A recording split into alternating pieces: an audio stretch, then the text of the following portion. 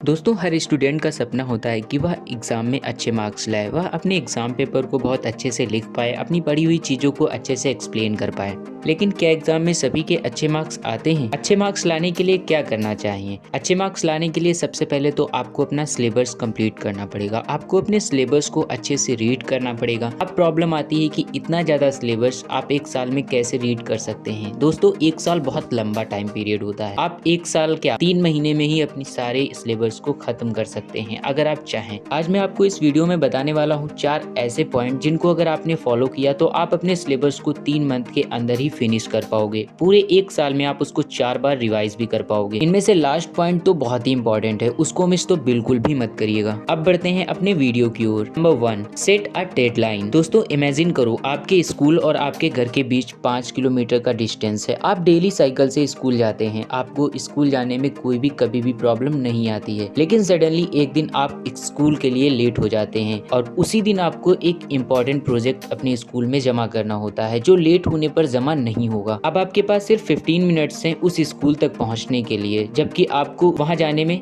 30 minutes लगते हैं। तो आप क्या करेंगे? अपनी सारी शक्ति लगा देंगे स्कूल तक पहुंचने के लिए और आज आप टाइम पर भी पहुंच जाएंगे। ऐसा क्यों होता है? ये कोई चमत्कार तो नहीं? जिस रास्ते को हम 30 मिनट्स में तय करते हैं उस रास्ते को हमने 15 मिनट्स में तय कर लिया। ऐसा किसी चमत्कार के थ्रू नहीं हुआ है, ऐसा हुआ है हमारे सबकॉन्शियस माइंड के लिए, क्योंकि हमारे माइंड की बनावट कुछ ऐसी होती है कि जब तक हम इसको टाइम देते रहते हैं तब तक ये चीजों को आगे की ओर बढ़ाता रहता है। जैसे ही हम उस टाइम को फिनिश कर देते हैं यानी कि खत्म कर देते हैं, फिर ये उसको आगे की ओर बढ़ा नहीं पाता। फिर इसको लगने लगता है कि अब इस काम को करना कंपलसरी ही है और फिर अपने फोकस के साथ में ये उस काम को करने में लग जाता है। तो अगर आप अपने सिलेबस को अच्छे से कंप्लीट करना चाहते हैं तो आप एक टाइम पीरियड सेट कर लीजिए, आप एक डेडलाइन सेट कर लीजिए कि इतने दिन में मुझे इस सिलेबस को कंप्लीट कर ही देना है, किसी भी हालत में कर देना है। जब आप एक डेडलाइन सेट कर देंगे तो आपके सबकॉन्शियस माइंड के पास में एक पॉजिटिव सिग्नल जाएगा जिससे वो आपकी रीडिंग पे ज्यादा फोकस करने लगेगा। Number 2, don't read everything. पढ़ने से ज्यादा इंपॉर्टेंट ये होता है कि क्या पढ़ा जाए। आपको कभी भी पूरी बुक या सारे टॉपिक को पढ़ने की जरूरत नहीं होती है, क्योंकि जब आप पढ़ने लग जाते हैं तो पढ़ने के लिए तो ऐसे लाखों टॉपिक्स हैं जिनको आप पढ़ते रहेंगे और सिर्फ पढ़ते ही रहेंगे। खास करके तब जब आप कंपटीशन की तैयारी कर रहे हो तब आपके पास में अनलिमिटेड टॉपिक्स होते हैं। अगर आपकी बुक 500 पेज की है तो उसमें से 100 पेज ऐसे जरूर होंगे जिसमें से 90% या 80% क्वेश्चन आ रहे होंगे। तो आपको उन्हीं को ढूंढना है और उन्हीं पे ज्यादा फोकस करना है। उसके लिए आप किसी टीचर की हेल्प ले सकते हैं या फिर आप प्रीवियस ईयर के एग्जाम पेपर्स को सॉल्व कर सकते हैं। नंबर 3,